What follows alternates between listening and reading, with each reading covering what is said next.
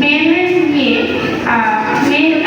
কত মেয়েরা লড়াই করে চলেছে সব জায়গাতে, কিন্তু আদপে মেয়েরা কোনো জায়গাতেই কোনো সম্মান পাচ্ছে না। পুরুষতান্ত্রিক সমাজে মেয়েদের কোনো অধিকার নেই। এই বলে আমার বক্তব্য শেষ করছি।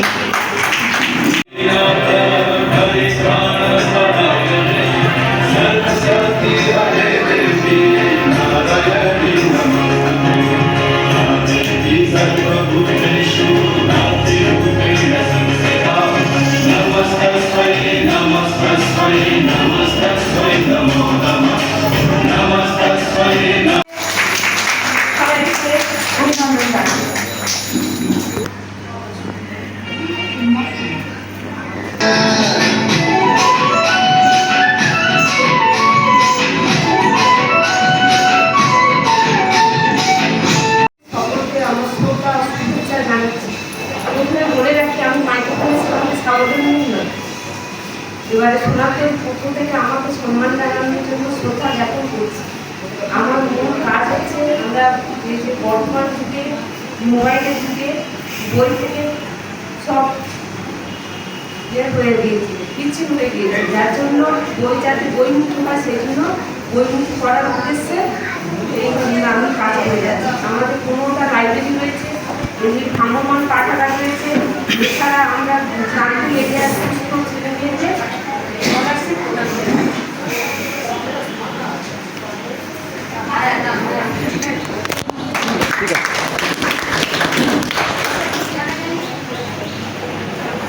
আটই মার্চ বিশ্ব নারী দিবস, কিন্তু সংগঠনের অন্য কোনো কাজ বাইরে ভিজিটররা আসায় আমরা 11ই মার্চ এই বিশ্ব আন্তর্জাতিক নারী দিবস পালন করলাম। আজকের এই অনুষ্ঠানে উপস্থিত ছিলেন ন্যাবার্ড দক্ষিণ 24 পরগনার ডিডিএম মহাশয়, উপস্থিত ছিলেন রেখা সর্দার মহাশয়া, ও উনি হচ্ছে নার্সিং সুপার, সব রিটায়ার করেছেন। উপস্থিত ছিলেন দীপালি হালদার মহাশয়া, নাদরা এইচএস স্কুলের অবসরপ্রাপ্ত শিক্ষিকা।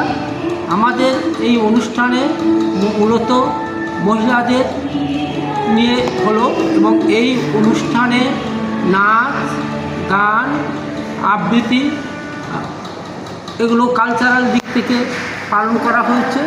দ্বিতীয়ত হয়েছে যে আমরা যে সমস্ত যারা স্ব ক্ষেত্রে সুপ্রতিষ্ঠিত তাদের 3 জন মহিলাকে আমরা সংবর্ধনা জ্ঞাপন করলাম। একজন সোশ্যাল ওয়ার্কে, একজন মাছ চাষে এবং একজন এগ্রিকালচারে।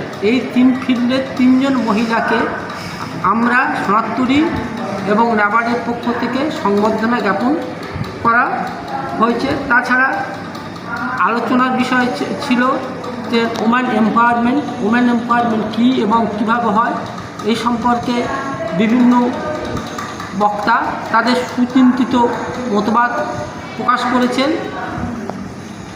এইভাবে আমাদের আজকের এই অনুষ্ঠানটি পরিচালনা করা হয়েছে, এবং ন্যাবার্ডের পক্ষ থেকে এটা হয়েছে। তারা আরও আমাদেরকে বলেছেন যে সমস্ত মহিলারা আজ বিভিন্ন ক্ষেত্রে মাছ চাষ, পশুপালন বা এগ্রিকালচারের ক্ষেত্রে যুক্ত আছে, তাদেরকে আরও কীভাবে উদ্বুদ্ধ করা যায়, কীভাবে সহায়তা করা যায়, সে বিষয়ে আপনারা চিন্তাভাবনা করবেন। আমরা দেখব এবং আপনারা ওদেরকে যথাযোগ্য সাহায্য করবেন যাতে ওরা আরও সুপ্রতিষ্ঠিত হতে পারে। আপনার নামটা বলবেন? আমার নাম অনাদিরঞ্জন হালদার, আমি সম্পাদক Sonartori woman and child welfare institution. তো ন্যাবার্ড হচ্ছে একটি কেন্দ্রীয় সংস্থা, কেন্দ্রীয় সরকারের আন্ডারে। আমরা বিভিন্ন রাস্তাঘাট থেকে আরম্ভ করে যে কোনো জিনিস, ইনফ্রাস্ট্রাকচার ডেভেলপমেন্ট হোক বা রুরাল ডেভেলপমেন্ট হোক, সব জায়গায় মানে রাজ্য সরকারকে আর্থিকভাবে সহযোগিতা করি, আর ডেভেলপমেন্ট রিলেটেডও ডাইরেক্ট এনজিওদের সাথে কাজ করি। তো সেই অর্থে যেহেতু আমাদের সামাজিক স্তরে যে কাজগুলো হয় তার মধ্যে মহিলাদের একটা সবথেকে বড় কন্ট্রিবিউশন থাকে। তো সেই কারণে প্রত্যেক বছরই আমরা প্রত্যেকটা জেলায় ভারতবর্ষে একটা আন্তর্জাতিক এই নারী দিবস আমরা সেলিব্রেট করি। তো আমাদের মূল উদ্দেশ্য হচ্ছে সেই দিন যে যেসব নারীরা ধরুন তারা নিজের কোনো কর্মসংস্থান করতে পেরেছেন বা কোনোভাবে তারা নিজের পায়ে দাঁড়াতে পেরেছে তাদেরকে সামনে এনে তাদের সংবর্ধনা দেওয়া এবং তারা কিভাবে করলেন বা তারা আগে কিভাবে এগিয়ে যাচ্ছেন সেইটা যাতে তারা আপনাদের বলে, যাতে আপনারাও সেখান থেকে কনফিডেন্স নিয়ে আপনারাও আগামী পর্বে শুরু করতে পারবেন সেটা। তার ভেতরে হচ্ছে আমরা যেরকম বাচ্চারা খুব সুন্দর নৃত্য পরিবেশন করলো, তো একটি মেয়ে ওখানে আমি দেখলাম আবৃত্তি করলো। তো এর মাধ্যম দিয়ে আমরা যেরকম বাচ্চাদেরও মানে একটি ইন্টারন্যাশনাল উমেন্স ডের আন্ডারে নিয়ে আসার চেষ্টা করি, তা তাদেরও যে একটা কর্মসংস্থান হোক বা যে কোনো জিনিস হোক তার মাধ্যমে যারা তাদের সফল হতে পারে। নাবার্ড তো বিভিন্ন রকমের কাজ করে, কিন্তু সেই নিয়ে আমি আজকে আর যাচ্ছি না।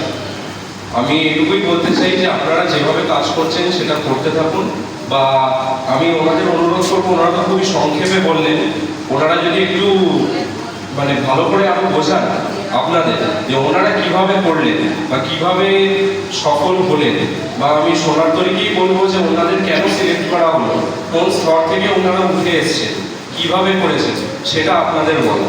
সেটা বললে আপনাদেরও মনে হবে, আপনাদেরও একটা মধ্যে কনফিডেন্স জানবে যে আমরাও যদি এরকম কিছু করতে পারি, তাই না? সেটাই তো মূল উদ্দেশ্য প্রোগ্রামটা, নাহলে প্রোগ্রামের তো কোনো মানে নেই। তো